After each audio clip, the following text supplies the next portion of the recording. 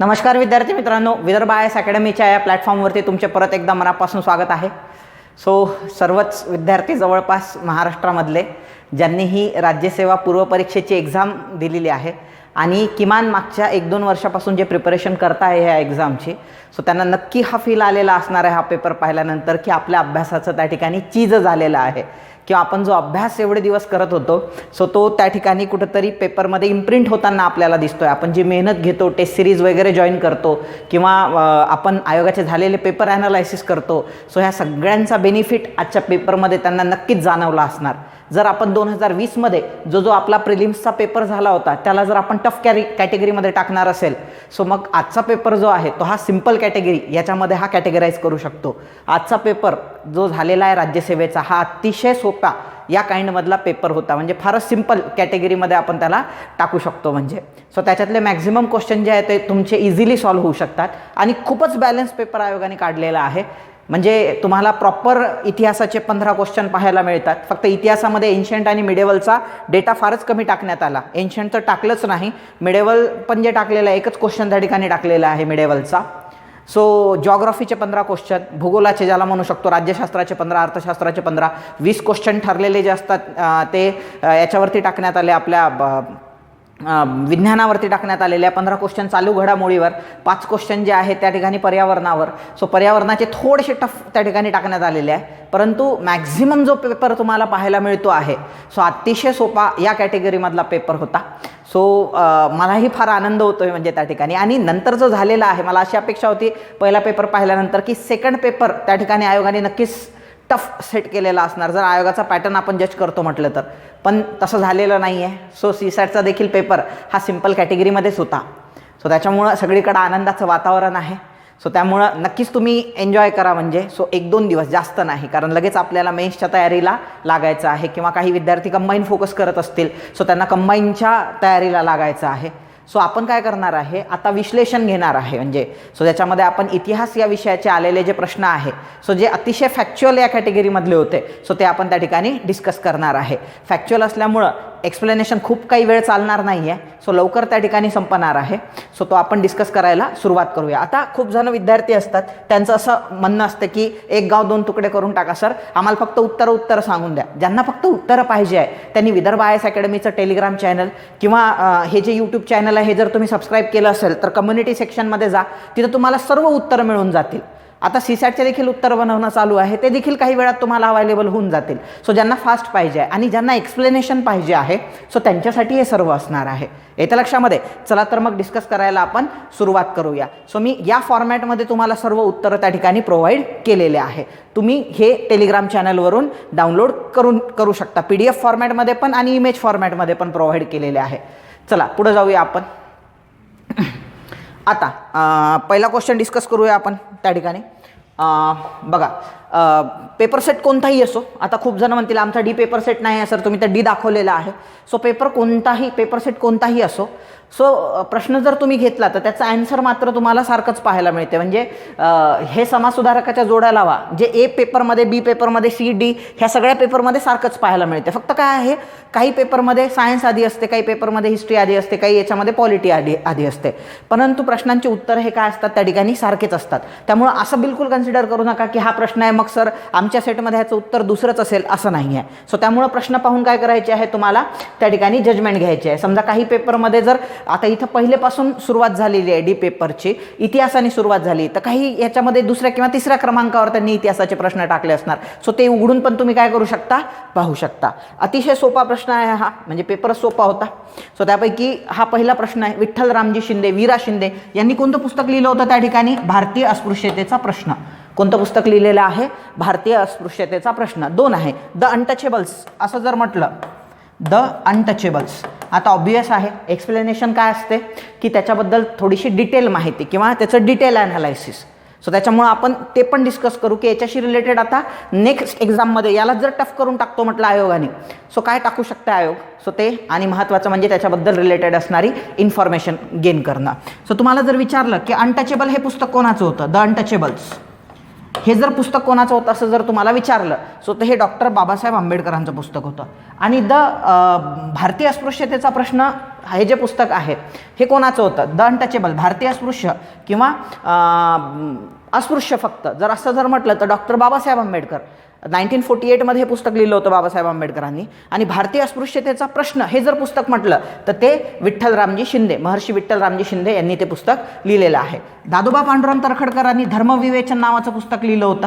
येत्या लक्षामध्ये. सो कशासाठी लिहिलेलं आहे, त्यांनी मानव धर्म सभा नावाची संघटना स्थापन केली होती. कुठं, सुरतमध्ये 1944मध्ये 1844मध्ये सुरतमध्ये दादोबा पांडुरंग तर्खडकर, दुर्गाराम मंछाराम, दिनमणी, दलपतराय अशा वेगवेगळ्या लोकांनी मिळून स्थापन केलेली होती की मानवता हाच धर्म हे लोकांना सांगण्यासाठी. तर मग प्रत्येक संघटनेचा एक वैचारिक आधार असतो. तो वैचारिक आधार प्रोव्हाइड करण्यासाठी म्हणून त्याची फिलॉसॉफी त्या संघटनेची कशात लिहिलेली होती, धर्मविवेचनमध्ये लिहिलेली होती. येत्या लक्षामध्ये. पुढे जाऊया आपण. गोपाळ हरी देशमुख, जातीभेद विवेकस्तार हे जे पुस्तक आहे ते कोणाचं आहे, गोपाळ हरी देशमुखांचं आहे. आणि महात्मा ज्योतिराव फुलेंनी कोणतं पुस्तक लिहिलेलं आहे, इशारा नावाचं पुस्तक लिहिलेलं आहे. इशारामध्ये काय लिहिलं होतं, सो एक्झॅक्टली जर सांगायचं झालं तर न्यायमूर्ती रानडे जे एक सुधारक होते आणि महात्मा ज्योतिराव फुलेंचे मित्र होते, परंतु ते एक प्रकारे नंतरच्या कालखंडामध्ये एक बोलघेवडे समाजसुधारक आपण ज्यांना कॅटेगराईज करतो म्हणजे त्या टाईपमध्ये, म्हणजे उक्ती आणि कृतीमध्ये साम्य नाही, मग त्यांच्यावरती टीका करण्यासाठी येत्या लक्षामध्ये. सो टीका खूप जबरदस्त करायचे महात्मा ज्योतिराव फुले.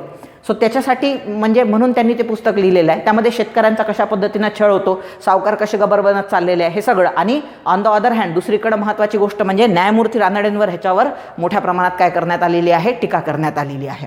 पुढे जाऊया आपण.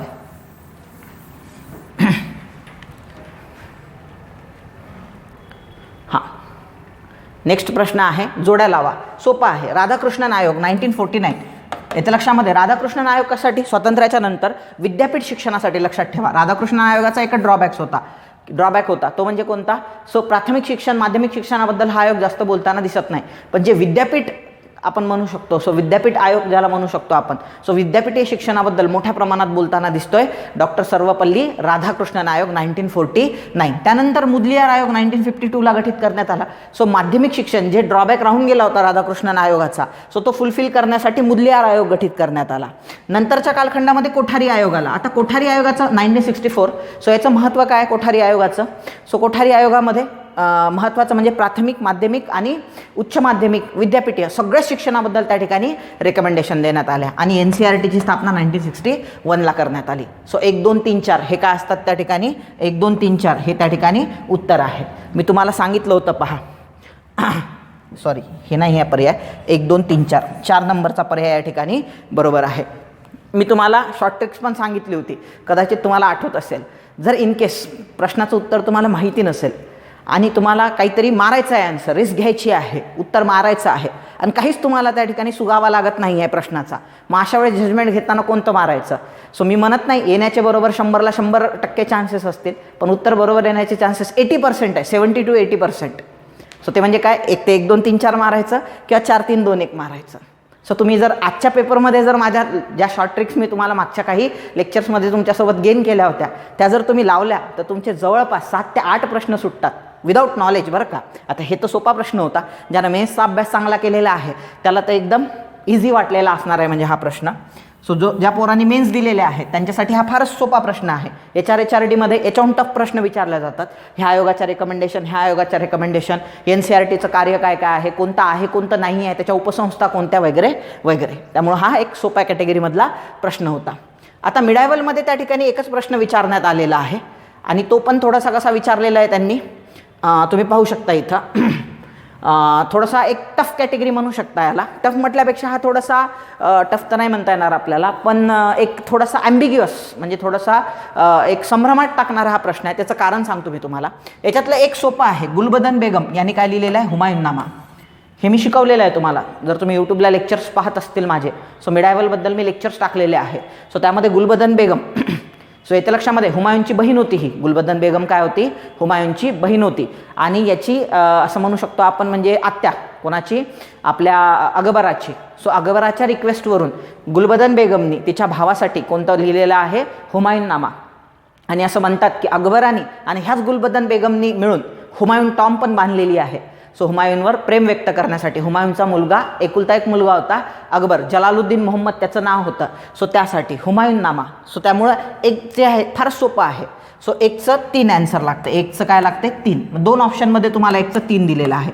आता टफ कशामुळं होतो, आता हे तर 50-50मध्ये तुम्ही सोडवू शकता, पण बाकीच्या ज्या आहेत याच्यामध्ये काय दिलेलं आहे, मुघलकालीन ज्या प्रिन्सेस होत्या, मुघलांच्या दरबारामधल्या ज्या प्रिन्सेस ज्या होत्या, राण्या, पटराण्या किंवा राजाच्या मुली ज्या होत्या, राजकन्या म्हणू शकतो आपण, सम्राटाच्या ज्या मुली होत्या किंवा बायका होत्या, सो त्यांच्याबद्दल त्यांनी फीचर्स दिलेले आहेत वेगवेगळे याच्यामध्ये, किंवा वेगवेगळे फीचर्स त्यांनी दिलेले आहे.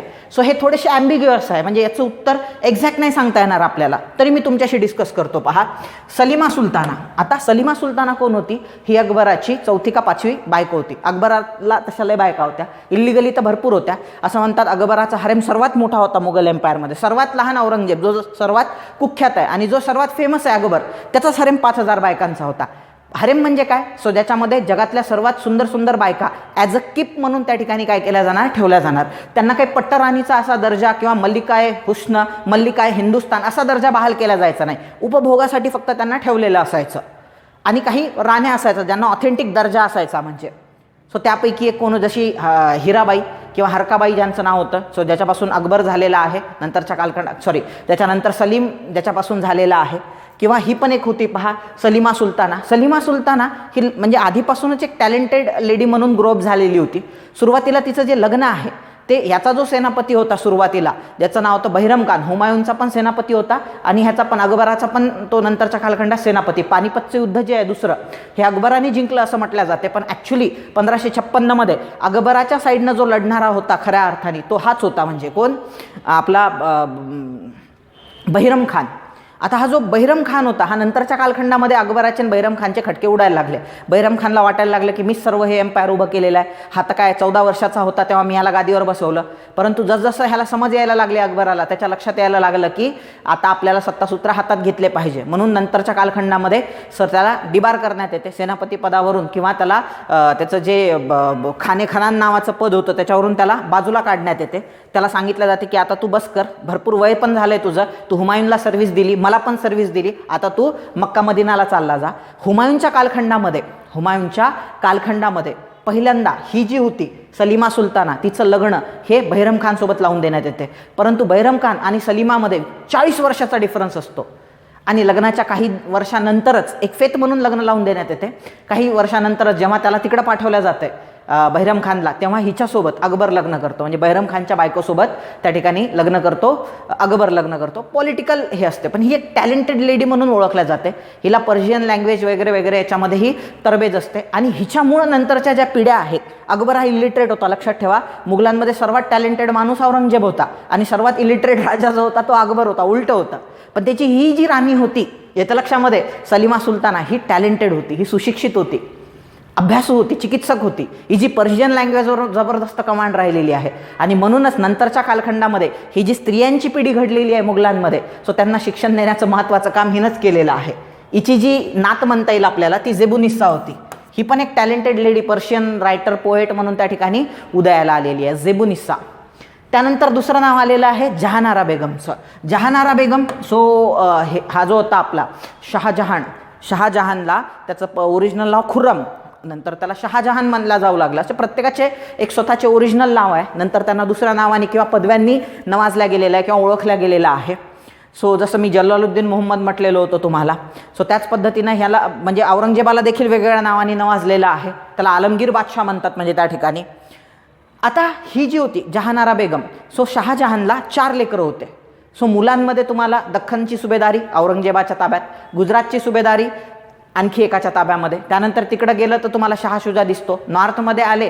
सो असे वेगवेगळे त्यांचा जो पूर्ण भारत आहे, सो त्यांनी तो 4 राजपुत्रांना काय केलेला होता, सो नॉर्थ इंडिया दारा शिकोहला त्या ठिकाणी आणि तिकडं गुजरात मुराद बख्शला दिला होता. सो भारत त्यांनी काय केलेला होता, डिवाईड करून घेतला होता. आणि ह्या 4ही भावांना सपोर्ट करणाऱ्या 4 त्यांच्या सख्ख्या बहिणी होत्या, जसं रोशन आरा, जहार आरा, गुरार आरा. सो असे वेगवेगळे त्यांचे नावं होते. म्हणजे त्यापैकी ही जी जहानारा होती, सो हिचं तिच्या भावावरती म्हणजेच दारा शिकोवरती फार प्रेम होतं आणि वडिलांवरती पण.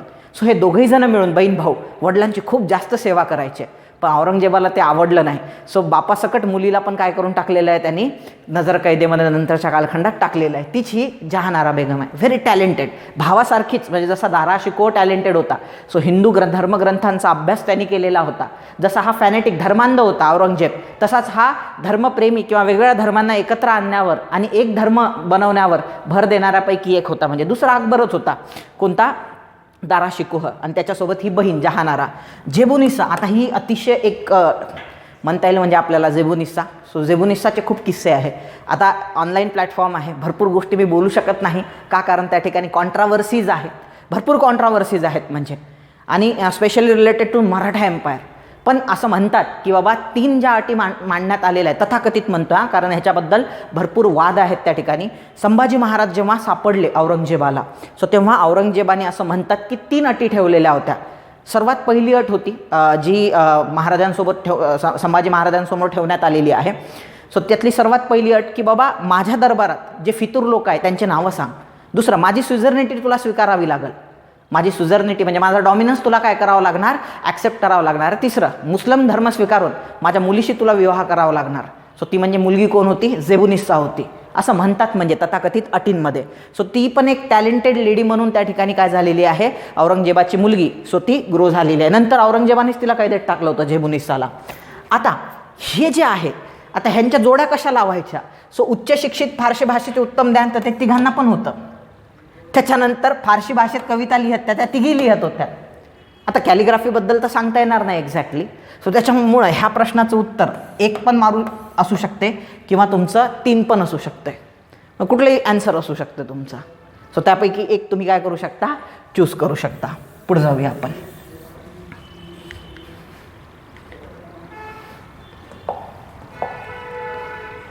ही ती आहे पहा, जहानारा म्हटलं ना, तिचे वडील जे आहे येतं लक्षात, शहाजहान. सो त्यांची ती सेवा करताना तुम्हाला पाहायला मिळते आहे. जेबुनिसा पण दाखवलेला आहे.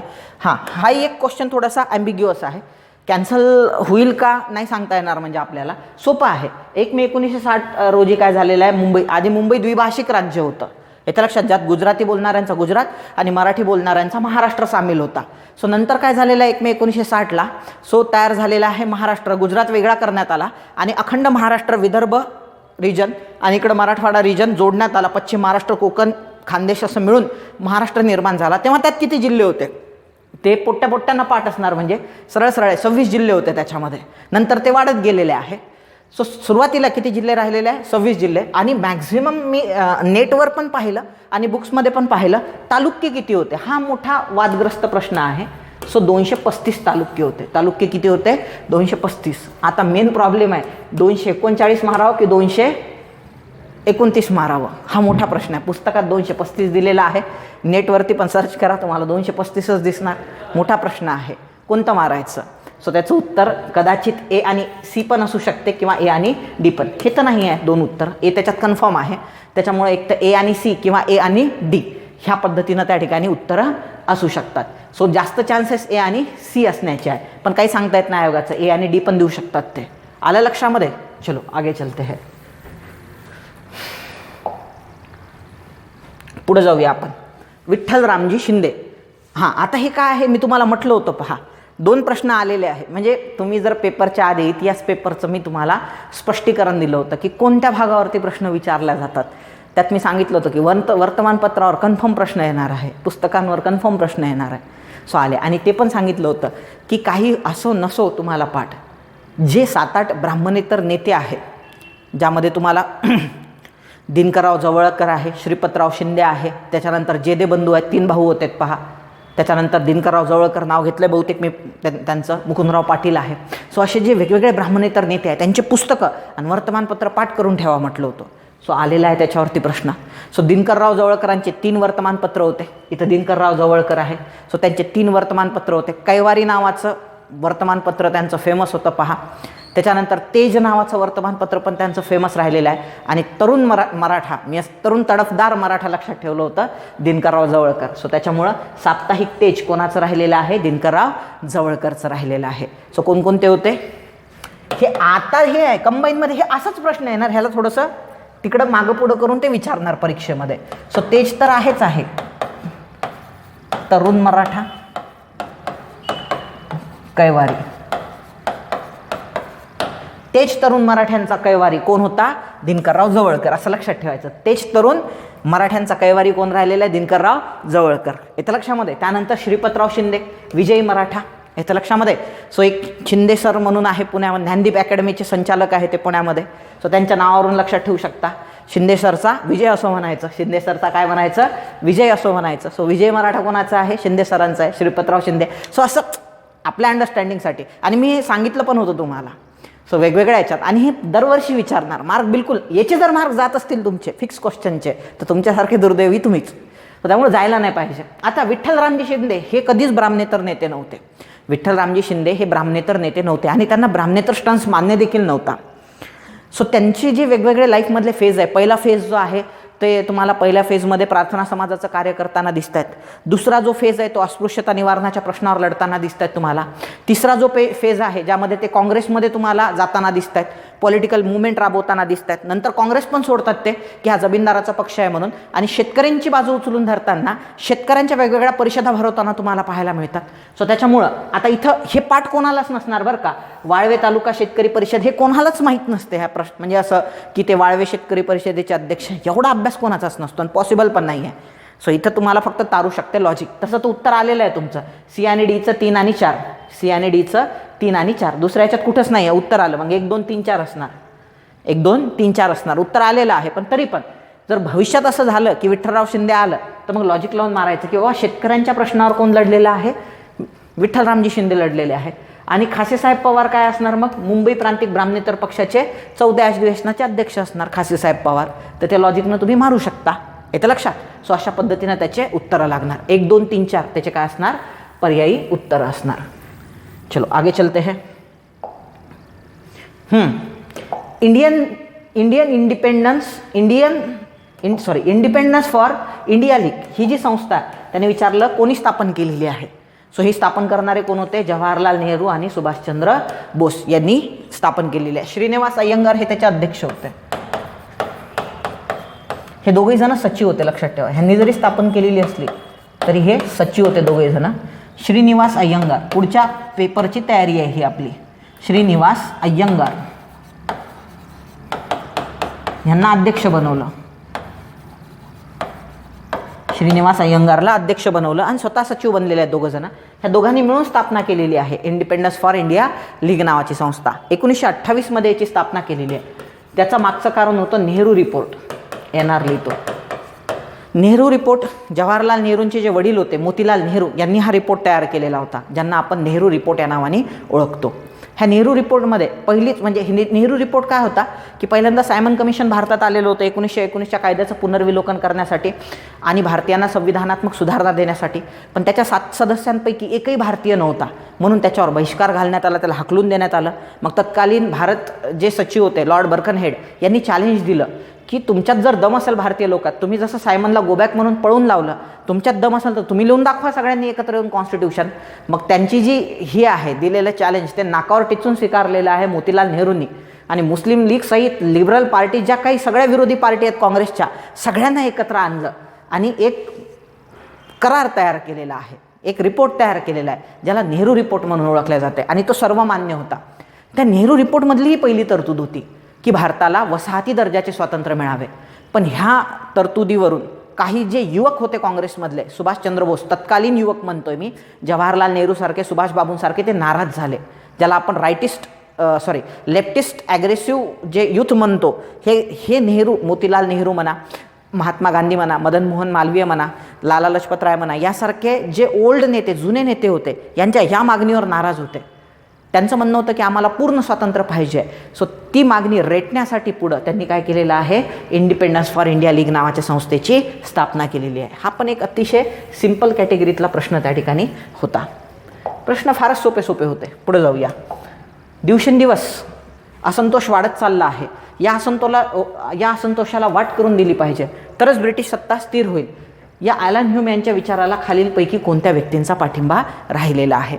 आता अशाही प्रश्नाचे उत्तरं तुम्हाला कुठलंही पुस्तक वाचलं तर त्यामध्ये तुम्हाला सहसा या प्रश्नांची उत्तरं मिळणार नाही. या प्रश्नांची उत्तरं तुम्हाला लॉजिकनं मारायची असतात. कसं मारायचं लॉजिक? सिंपल आहे. आता इथं तुम्हाला नाव आलेलं आहे ॲलन ॲक्टोएन ह्यूम, AO ह्यूम. हे नाव ऐकलं की तुम्हाला कशाची आठवण येते? साहजिकच आहे, तुमच्या डोक्यामध्ये काय यायला पाहिजे? A.O. ह्यूम म्हटलं की तुमच्या डोक्यामध्ये पहिल्यांदा काय यायला पाहिजे? इंडियन नॅशनल काँग्रेसची स्थापना 1885.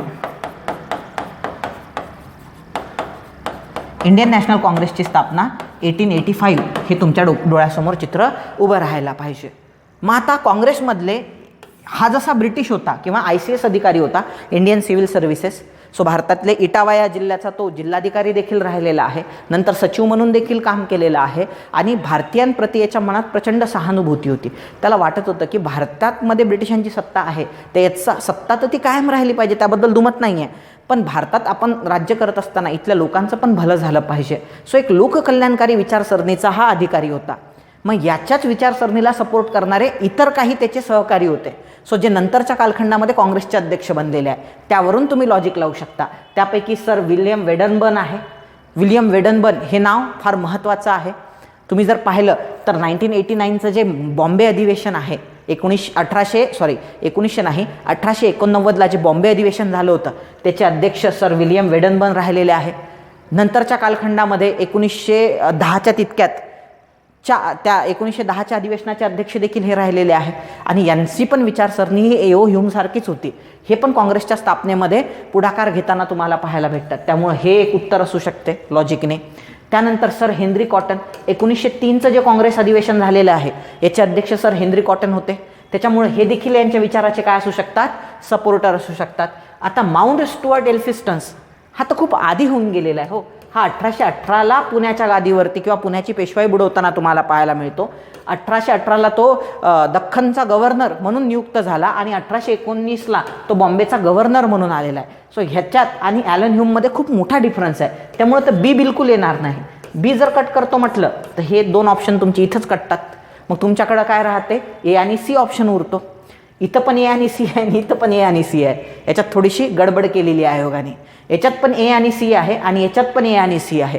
दोन्ही याच्यामध्ये काय आहे? A आणि C आहे. म्हणून याचं उत्तर काय असणार त्या ठिकाणी? एक त्याचं उत्तर आयोग 1 देईल किंवा 3 देईल किंवा आयोग कॅन्सल करून टाकत. सोपा प्रश्न होता, दुर्दैव म्हणावं लागेल. A आणि C ह्याच्यात पण आहे आणि A आणि C ह्याच्यात पण आहे, म्हणजे चान्सेस ह्या प्रश्नाचे कॅन्सल होण्याचे जास्त आहे. पुढे जाऊया आपण.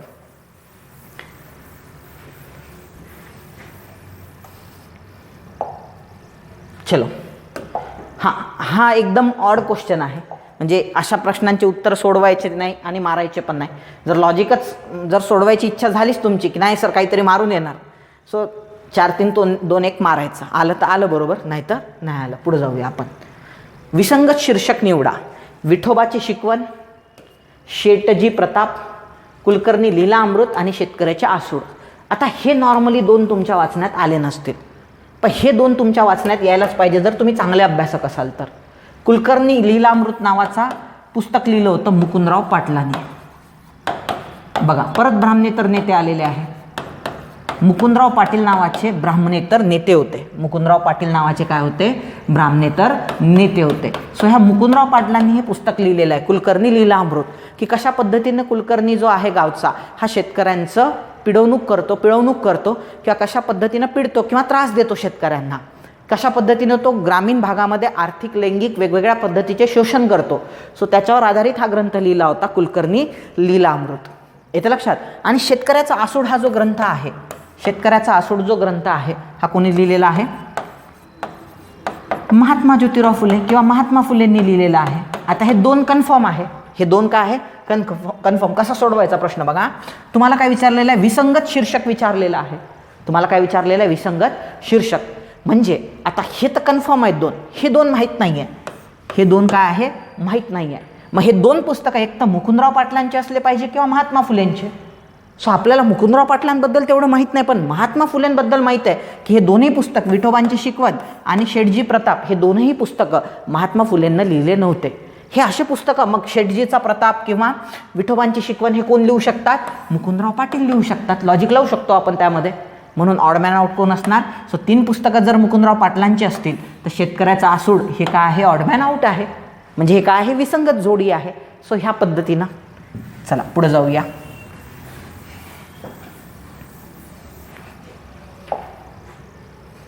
चला पुढे जाऊया आपण. पहिलं वाक्य आहे M.N. रॉय. येतं लक्षामध्ये. आता एम एन रॉय ही पर्सनॅलिटी तुम्ही अभ्यासत असताना नॉर्मली तुमच्या अभ्यासामध्ये ही पर्सनॅलिटी जेव्हा तुम्ही अभ्यासत असता तेव्हा तुम्ही जेव्हा इतिहासाचा अभ्यास करता तेव्हा सहसा आपल्या वाचण्यामध्ये यांच्याबद्दल येत नाही. मात्र पॉलिटीचा जेव्हा अभ्यास करता आणि तुम्हाला कॉन्स्टिट्युएंट असेंब्ली हा जो टॉपिक आहे किंवा भारताची राज्यघटना तयार करण्यासाठी गठीत करण्यात आली राज्यघटना समिती, त्याच्या निर्मितीबद्दल काही सुरुवातीला विधानं दिली आहेत. लक्ष्मीकांत यांच्या पुस्तकामध्ये दुसरा जो चॅप्टर आहे संविधान सभेची निर्मिती, याच्यामध्ये दुसऱ्याच ओळीमध्ये यांचं नाव आलेलं आहे एम एन रॉय. म्हणून मी पण जेव्हा कोर्स फॉर्म केला होता मला माहीत आहे प्रश्न कसे पडतात, आयोग कशा पद्धतीनं विचार करत आहे. सो म्हणून मी काय केलं होतं की मुद्दामून एम एन रॉयवर एक लेक्चर कंडक्ट केलं, चांगलं एक सव्वा तासाचं लेक्चर कंडक्ट केलं होतं. आणि त्याच्यामध्ये हे जे एम एन रॉय होते यांच्याबद्दल इत्थंभूत संपूर्ण माहिती त्या ठिकाणी त्या लेक्चरमध्ये टाकली. हा जो एम एन रॉय होता हा बंगाली होता, मानवेंद्रनाथ रॉय हा बंगाली व्यक्तिमत्व होतं. लहानपणापासूनच यांच्यामध्ये फार मुरुहमी होती की देशाला, आणि हुशार होतं. अनुशीलन समितीमध्ये 1905ला ते सामील झालेले आहे क्रांतिकारी गटामध्ये. पण बारेंद्र कुमार घोषी त्यांचं पटलं नाही, त्यामुळे त्यांनी सोडून दिला तो पक्ष. नंतरच्या कालखंडामध्ये गदर पार्टीमध्ये पण समाविष्ट होताना तुम्हाला दिसत आहेत. त्या गदर पार्टीमध्ये जे खटले भरण्यात आले त्यातून ते कसेबसे वाचले. मधल्या कालखंडामध्ये त्यांनी ह्या गदर पार्टीत सामील होणे आणि त्यांनी इकडं अनुशीलन समिती सोडणे. मधल्या कालखंडात सावरकरांचा पण ह्यांच्यावर प्रचंड प्रभाव होता की क्रांती करून देशाला स्वातंत्र्य मिळवून द्यायचं. सो त्यासाठी जो अभिनव भारत आहे त्यासाठी पण ह्या व्यक्तिमत्वानं काम केलं आहे. अतिशय व्हर्सटाईल पर्सनॅलिटी. रशियन राज्यक्रांती झाली 1917ला. सो त्यानंतर व्लादिमीर लेनिनचा जबरदस्त विचारांचा प्रभाव ह्यांच्यावर पडला आणि हे कम्युनिस्ट बनले. कम्युनिस्ट बनले तर बनले. सो भारतामधून ते ह्या खटल्यामध्ये गुंतलेले असल्यामुळं गदर पार्टीच्या त्यांनी भारत केव्हाचा सोडलेला होता, ते मेक्सिकोमध्ये जाऊन सेटल झाले आणि मेक्सिकोमध्ये त्यांनी कम्युनिस्ट पक्षाची स्थापना केली. लक्षात ठेवा, जगाच्या इतिहासात, भारताच्या नाही जगाच्या इतिहासात रशिया सोडून जर कुठं कम्युनिस्ट पार्टीची स्थापना झाली असेल पहिल्यांदा तर ती मेक्सिकोमध्ये कोणीच केलेली आहे, एम एन रॉय. मेक्सिकन मुलीशी लग्न पण केलं त्यांनी आणि तिथं स्थापना केलेली आहे त्यांनी. सो व्लादिमीर म्हणजे स्वतः जेव्हा ते रशियाला गेले, व्लादिमीर लेनिन त्यांच्या स्वागताला स्वतः आलेला होता. सो म्हणजे एवढं जबरदस्त व्यक्तिमत्व होतं. सो जगामध्ये, भारतात नाही जगात म्हणतोय आम्ही, जगाच्या इतिहासात सांगतोय तुम्हाला मी, जगामध्ये कम्युनिझम पसरवण्यामध्ये फार मोठा वाटा राहिलेला आहे. मग आता भारत देश ही त्यांची नेटिव्ह आहे, मेक्सिकोसाठी एवढं करू शकतात. म्हणून भारतात तर नाही पण भारताच्या बाहेर जेव्हा रशियाचा भाग होता, आता तो सध्या ताजिकिस्तानचा भाग आहे किंवा तुर्कमेनिस्तानचा भाग आहे, तो म्हणजे ताश्कंद या ठिकाणी त्यांनी कम्युनिस्ट पार्टी ऑफ इंडियाची स्थापना केली 1920ला. त्याला 7 हिंदुस्थानी संकल्पना म्हणतात. सो नंतरच्या कालखंडामध्ये ह्यांचं आणि व्लादिमीर लेनिन नंतर सत्तेत जो आलेला आहे स्टॅलिन, त्यांचं पटलं नाही, त्याच्यामुळे कम्युनिस्ट पार्टी सोडून दिली. कम्युनिस्ट पार्टी सोडल्यानंतर भारतात आल्यानंतर काँग्रेससोबत त्यांनी सलगी करण्याचा प्रयत्न केला. गांधीजींच्या विचारांचा प्रभाव त्यांच्यावर पडायला लागला. व्हर्सटाईल पर्सनॅलिटी होती, मत प्रवाह सतत बदलताना दिसतात त्यांचे. पण नंतर कळालं त्यांना गांधी हटवादी व्यक्तिमत्व आहे.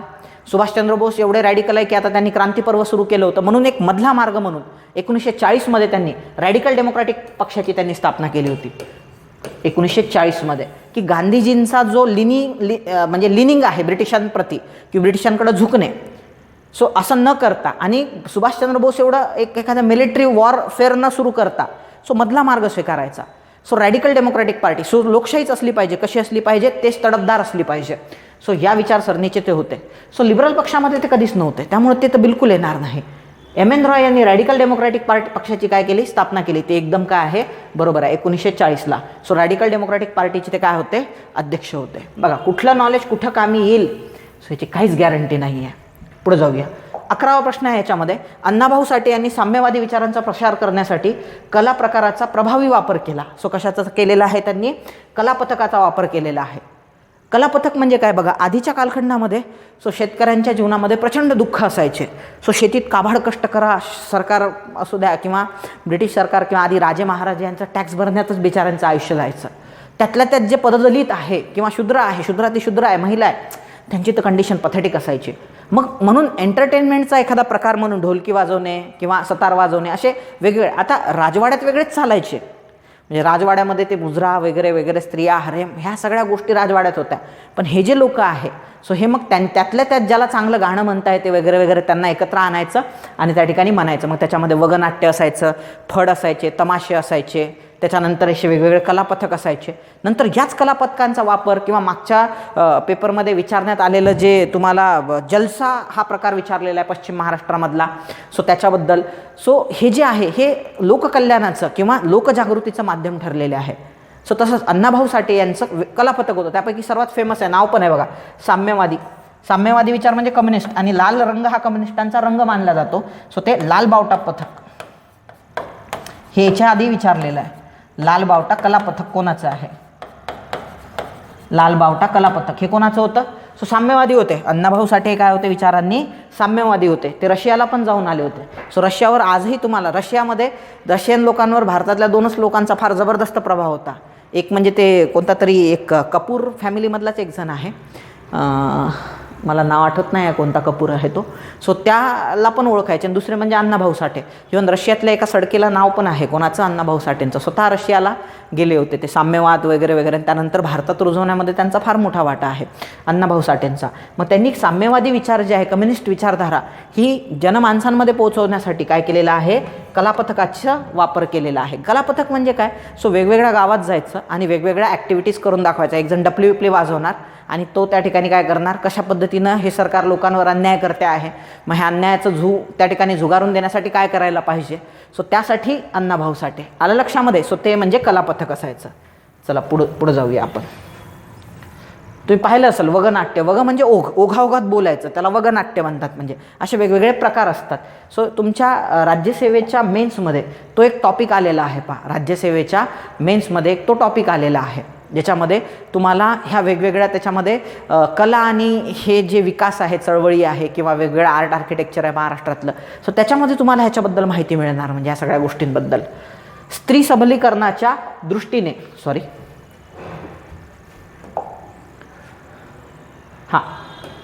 स्त्री सबलीकरणाच्या दृष्टीने डॉक्टर बाबासाहेब आंबेडकरांनी मांडलेल्या हिंदू कोड बिलाला कोणत्या व्यक्तीचे समर्थन होते? लक्षात ठेवा, हिंदू कोड बिल जे आहे 1940, ॲक्च्युली ही जी संकल्पना आहे ती कोणाची राहिलेली आहे? हे जे होते BN राव, बेनेगर नरसिम्हाराव.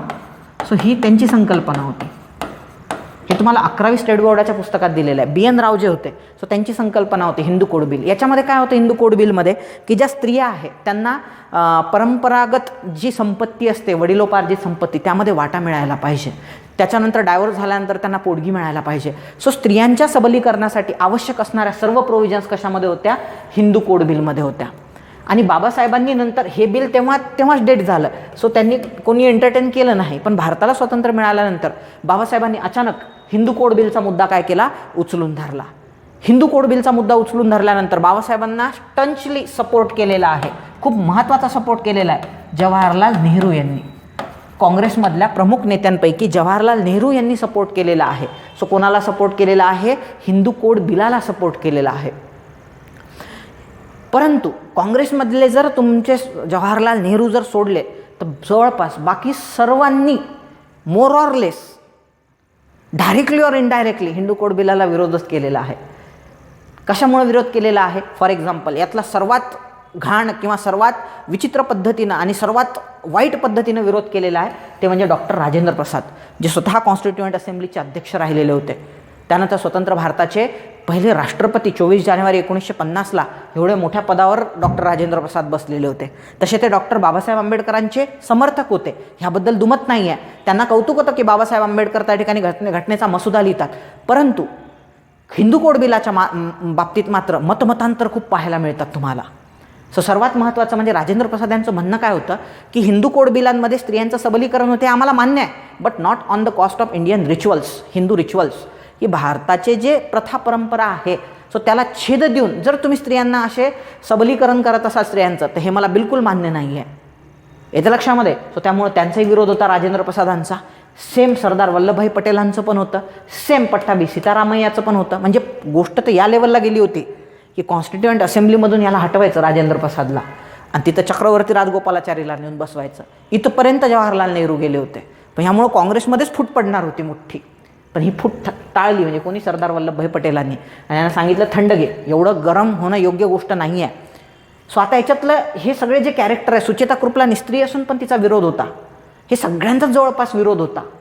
ह्यांनी काय विचारलेलं आहे? समर्थन केलेले आहे, खालील व्यक्तींचे समर्थन होते. आता हा म्हणजे ॲम्बिग्युटी खूप आहे ह्या प्रश्नामध्ये. सो आता एक तर कन्फर्म म्हणू शकता तुम्ही राजेंद्र प्रसाद ह्यांचं तर म्हणजे ह्यांचं तर समर्थन त्या ठिकाणी बिलकुलच नव्हतं. मग ह्यांनी काय विचारलेलं आहे? समर्थन होते. समर्थन होतेमध्ये राजेंद्र प्रसाद हे नाव 100% नसणार. कारण त्यांचा विरोध होता या बिलाला, समर्थन नव्हते, म्हणून हा ऑप्शन कटला. ए वाले सगळे ऑप्शन कटले. इथं ए आहे, चारही बरोबरमध्ये ए आहे, हे 2 ऑप्शन कटले. म्हणून याचं उत्तर एक तर BD असणार किंवा हा पण ऑप्शन कटला तुमचा. कोणता ऑप्शन कटला? हा पण ए वाला ऑप्शन कटला. मग समर्थन असणारे कोण राहतात? बी आणि डी राहतात. मग ते उत्तर मारून टाका. पण ह्याच्यातलं 4ही लोकांचं जवळपास समर्थन, इव्हन पट्टाभीचे समर्थन नव्हतं. चला पुढे जाऊया आपण. त्यामुळे ह्या प्रश्नाचं उत्तर पर्याय क्रमांक 2 असणार. पुढे जाऊया. न्यायमूर्ती रानडेंनी डेक्कन ॲग्रिकल्चरल रिलीफ ॲक्ट हा काय भानगड होती? दख्खनचे दंगे झाले होते. दख्खनचे दंगे कशासाठी झाले होते? सरकारने तिकडे टॅक्सचं प्रमाण वाढवलं होतं. सुरुवातीला शेतकऱ्यांना 1960 ते 1964 सो महाराष्ट्र आणि गुजरातमधून प्रचंड मोठ्या प्रमाणात कापसाची निर्यात अमेरिकेला वाढली, कारण अमेरिकेमध्ये सिव्हिल वॉर सुरू झालेलं होतं. सो नॉर्थ अमेरिका किंवा तिथले जे जमीनदार आहे, नेग्रिटो लोक आहे, सो नेग्रिटो लोकांच्या हक्कासाठी लढणारे काही गोरे लोक, ज्यामध्ये आघाडीवर अब्राहम लिंकन तुम्हाला दिसत आहेत, जे नॉर्थ अमेरिकेचं नेतृत्व करत होते, आणि साऊथ अमेरिका जी जमीनदारांचं नेतृत्व करत होती. सो असे साऊथ अमेरिका नॉर्थ अमेरिकामध्ये युद्ध पेटलं. सो हे वॉर चाललं 4 वर्ष. सो याला म्हणतात अमेरिकन सिव्हिल वॉर. त्यामुळं तिथलं जे प्रोडक्शन ऑफ कॉटन आणि गार्मेंट्स आहे ते घटलं. म्हणून तिथं लागणारा जो कॉटन आहे तो भारतातून त्या ठिकाणी प्रोव्हाइड केला जाऊ लागला. त्यामुळं भारतामध्ये सुगीचे दिवस आले. परंतु 64 नंतर काय झालेलं आहे? सिव्हिल वॉर थांबलं, आणि सिव्हिल वॉर थांबल्यानंतर भारतातून होणारी कापसाची निर्यात पण थांबली. जो चांगला भाव मिळायचा भारतातल्या शेतकऱ्याला तोही मिळणं बंद झालं. इजिप्तच्या पण शेतकऱ्यांना मिळायचा, इजिप्त पण एक्सपोर्ट करायचं, पण हे सगळं बंद झालं. महाराष्ट्र, गुजरात आणि इजिप्तमधल्या शेतकऱ्यांचा एक्सपोर्ट बंद झाले. सिव्हिल वॉर संपलं. त्यात शेतकऱ्यांकडे जास्त उत्पन्न येते आहे, हे हेरलं सरकारने आणि त्यांचा टॅक्स 1.5 पटीनं वाढवला. म्हणजे आधी 100 होता, आता 50% आणखी वाढवला टॅक्स त्याच्यावर. त्यातल्या त्या 67 दुष्काळ पडला. त्यामुळे शेतकरी पूर्ण हवालदिल झाला होता. मग आता सरकारकडे जर टॅक्स भरायचा आहे शेतकऱ्याला तर काय करावं लागणार? सावकाराकडून कर्ज काढावं लागणार. आणि सावकार काय करायचे? 1.25 व्याज लावायचे. आजही खेड्यापाड्यात गेले तर हा प्रकार तुम्हाला सर्रास पाहायला मिळतो. 5% 6% व्याज या नावाखाली शेतकऱ्यांना लुबाडल्या जाते. त्यांचं सोनं नाणं, त्यांच्या जमिनी गहाण ठेवलेल्या लुबाडल्या जातात त्या ठिकाणी. म्हणून इथं पुणे आणि नगरमध्ये स्पेशली ह्या 2 जिल्ह्यातल्या शेतकऱ्यांनी बंड केलेला आहे सावकारांविरुद्ध किंवा सावकारशाहीच्या विरुद्ध. आता हे ब्रिटिशांच्या विरुद्ध नव्हतं बंड, हे 1875 झालं. सो हे ब्रिटिशांविरुद्ध नव्हतं बंड, हे सावकारांविरुद्ध होतं. सो ब्रिटिशांना टॅक्स देण्यात इच्छुक होते शेतकरी, पण ते सावकारांनी जमिनी लुबाडणं हे त्यांना बिलकुल आवडलं नाही. जमीनदारांनी जमिनी लुबाडणं बिलकुल आवडलं नाही. म्हणून दख्खनचे दंगे हे कोणाच्या विरुद्ध होते? सावकारांच्या आणि जमीनदारांच्या विरुद्ध होते. मग आता हे दंग्यांवर काहीतरी सोल्युशन काढायचं होतं सरकारला, कोणाच्या तरी साईडनं निकाल द्यायचा होता. तर त्यांनी शेतकऱ्यांच्या बाजूने निकाल दिला, कारण ते ब्रिटिशांविरुद्ध नव्हते शेतकरी आणि त्यांना परत 1857 सारखा उठाव नको होता. म्हणून शेतकऱ्यांना रिलीफ देण्यासाठी त्यांनी 1879 एक ॲक्ट आणला, त्याला म्हणतात डेक्कन ॲग्रिकल्चरल रिलीफ ॲक्ट. याला न्यायमूर्ती रानडेंनी सपोर्ट दिला. कशामुळं? कारण या कायद्याने सावकारांपासून शेतकऱ्यांचे काय होणार होते? संरक्षण होणार होते. त्यामुळे हे विधान एकदम बरोबर आहे. सो त्यासाठीच हा कायदा आणलेला होता की इथून पुढे शेतकरी तुमच्या जमिनी लुबाडणार नाही, असं ह्या कायद्यामध्ये मेन्शन केलं होतं. बरोबर. या कायद्याने शेतकऱ्यांची कर्जाच्या भारातून मुक्तता होणार होती, हे चुकीचं आहे. कर्जाच्या भारातून शेतकऱ्यांची मुक्तता होणार नव्हती. शेतकरी कर्जबाजारीच राहणार होता. फक्त सावकार त्यांच्या जमिनी लुबाडू शकत नव्हते, जमीनदार त्यांच्या जमिनी लुबाडू शकत नव्हते. मग याचा अर्थ असा आहे का शेतकरी हे कर्जाच्या बोजातून मुक्त होणार होते? बिलकुल नाही, कारण तो सोर्स ऑफ रेव्हेन्यू होता ब्रिटिशांचा. त्याच्यामुळे ते कधीच कर्जाच्या बोजातून म्हणजे भारतीय शेतकऱ्यांना मुक्त करण्याच्या कुठल्याच पद्धतीनं फक्त सावकाराकडून होणारी फसवणूक याच्यामध्ये काय होणार होती? थांबणार होती. म्हणून याचं उत्तर काय असलं पाहिजे? फक्त ए असलं पाहिजे. स्वदेशी वस्त्र प्रचारणी सभा ही कोणी स्थापन केली होती? लोकमान्य टिळकांनी. कधी स्थापन केली होती? 1905 याला काही लोक स्वदेशी आंदोलन म्हणतात, तर काही लोक याला वंगभंग आंदोलन म्हणतात. काही लोक याला स्वदेशी आंदोलन म्हणतात, तर काही लोक याला वंगभंग आंदोलन म्हणतात. सो ह्या दरम्यान स्थापन केलेली होती. कशासाठी? कारण जे चतुसूत्री सांगितलेली होती जहालांनी, ज्यामध्ये लोकमान्य टिळक प्रमुख होते की बाबा आम्हाला काय मिळवायचं आहे? राष्ट्रीय शिक्षण मिळवायचं आहे, आम्हाला स्वदेशी वापरायची आहे, त्याच्यानंतर बहिष्कार तत्वाचा वापर करायचा आणि स्वराज मिळवायचा आहे. सो ह्याला चतुसूत्री म्हणतो. मग हे प्रमोट करण्यासाठी म्हणून त्यांनी काय केलेलं आहे? स्वदेशीचं व्रत घेतलेलं आहे. आणि बहिष्कार म्हणजे काय? ब्रिटिश कापडांची होळी करायची, ब्रिटिश वस्तू फेकून द्यायच्या, वापरायच्या नाही. मग आता लोक एकदम फॉर्ममध्ये यायचे. येतं लक्षात की आता आले आणि त्यांनी सगळ्यांचे स्वतःचे कपडे काढले, स्वतःचे कपडे काढून जाळून टाकले, नाही फॉरेनचे कपडे वापरायचे नाही. मग घरी आले, बायकोला विचारलं, मी सगळे फॉरेनचे कपडे जाळले, दे मला स्वदेशी वापरायला. मग बायकोने स्वदेशी तर नाहीच आहे घरी, मग आता काय करायचं? कारण स्वदेश सगळे कपडे फॉरेनचे होते ते जाळून टाकले. मग आता कुठून कपडे घालायचे, कपडे तर सगळे मी जाळून टाकलेले आहे. तर मग लगेच त्याच्यावर लोक म्हणजे इकडं प्रोत्साहित करायचं लोकांना की वा काय करा तुम्ही फॉरेनचे क्लोथ्स जाळून टाका. आणि दुसरीकडं स्वतःच त्यांनी काय केलं होतं, स्वदेशी कोऑपरेटिव्ह स्टोअर्सचं नेक्स्ट एक्झाममध्ये विचारलेला क्वेश्चन, ह्याची पण स्थापना केली होती त्यांनी, कोऑपरेटिव्ह स्टोअर्स मुंबईमध्ये. हे कोणाचं होतं, हे लोकमान्य टिळकांचंच. पहिले काय करायचं, स्वदेशी वस्तू प्रचारणी सभा स्थापन करायची, स्वदेशी वस्तू प्रचारणी सभा, आणि लोकांना बहिष्कार घालायला लावायचा फॉरेनच्या क्लोथ्सवर, फॉरेनच्या वस्तूंवर. आणि नंतर स्वदेशी वापरा म्हणून स्वतःच दुकान उघडलं. सो स्वदेशी कोऑपरेटिव्ह स्टोअर म्हणजे बिझनेस तर बिझनेस पण, आंदोलन तर आंदोलन पण. सो लोकमान्य टिळक हुशार व्यक्तिमत्व. पुढे जाऊया आपण. हां, आता अशा प्रश्नांची उत्तरं तुम्हाला डायरेक्ट कधीच येणार नाही किंवा कुठल्याच पुस्तकात मिळणार नाही, लॉजिक लावून काढायचे असतात. 18 नोव्हेंबर 1899 रोजी दिनशा वात्स्या यांनी दादाभाई नौरोजींना पत्र लिहिलं आणि काँग्रेसच्या अपयशाची त्यांनी मीमांसा केली, म्हणजे चिकित्सा केली की काँग्रेस अपयशी का ठरते आहे. सो त्यांनी म्हटलेलं आहे काँग्रेसचे कार्य सतत न चालणे. काय लिहिलेलं असू शकते पत्रामध्ये नाही जज करू शकत आपण. नेत्यांनी फावल्या वेळातील उद्योग म्हणून राजकारणाकडे पाहणे, आम्ही केवळ भुंकतो चावा घेत नाही, आणि क्रांती मार्गच अनुसरला पाहिजे. एक तर इथं चुकीचं काय, च हा शब्द आलेला आहे म्हणजे रॅडिकल वर्ड आहे. सहसा ओनली, च, फक्त हे शब्द चुकीचे असतात. आणि दुसरं, दिनशाय वाच्छा ही जे व्यक्तिमत्व होतं, गुजराती व्यक्तिमत्व होतं, हे मवाळा कॅटेगरीमध्ये येत होतं.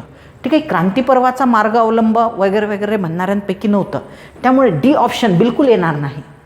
हे येतील का नाही हे मला माहीत नाही, पण डी 100% याच्यामध्ये येणार नाही. म्हणून ऑप्शनमधून डीवाले जे ऑप्शन आहे ते त्या ठिकाणी काय होणार, चुकणार, म्हणजे चुकीचे असणार.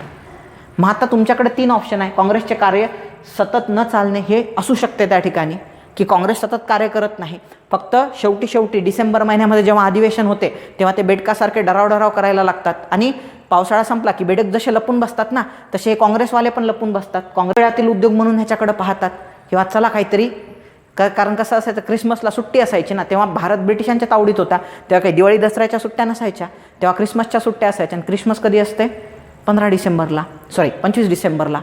मग डिसेंबर महिन्यामध्ये ज्या 8-10 दिवस सुट्ट्या आहे, सो मग ते ब्रिटिश सरकारी कार्यालया पण सुट्ट्या राहायच्या, सगळीकडे सुट्ट्या राहायच्या, ब्रिटिशांनी सगळ्यांना सुट्ट्या दिलेल्या असायच्या. मग हे रिकाम्या वेळात काय करायचं, तर काँग्रेसची स्थापना, काँग्रेसची अधिवेशनं जिंदाबाद. सो ह्यामध्ये आम्ही केवळ भुंकतो चावा घेत नाही हे पण पॉसिबिलिटीज आहे, ते म्हटलेले असू शकतात पत्रामध्ये. म्हणून याचं जर ए आणि सी आहे, जर ए आणि सी आहे तर हे असायलाच पाहिजे त्याच्यामध्ये. सो त्यामुळे आपण उत्तर काय मारतोय त्याचं, ए, बी आणि सी मारतोय, 3 नंबरचं ऑप्शन. सो तर हे हिस्ट्री पेपरचं एकदम सिम्पलमध्ये short but sweet explanation. So तुम्हाला जर वाटते आहे की इतरही क्वेश्चन्सचे त्या ठिकाणी एक्सप्लेनेशन मी घ्यायला पाहिजे, स्पेशली कुठल्या विषयाचे घ्यायला पाहिजे, फॉर एक्झाम्पल विज्ञान, अर्थशास्त्र आहे, राज्यशास्त्र, तर तसं तुम्ही मला कन्व्हे करा. सो मी त्या पद्धतीनं तुमच्यासाठी एक्सप्लेनेशन रेडी करतो. सो कमेंट बॉक्समध्ये तुम्हाला लिहून कळवायचं की तुम्हाला एक्सप्लेनेशन कसं वाटलं आणि कोणत्या विषयाचे तुम्हाला एक्सप्लेनेशन पाहिजे आहे. सो भेटूया पुढच्या लेक्चरमध्ये. तोपर्यंत धन्यवाद. जय हिंद.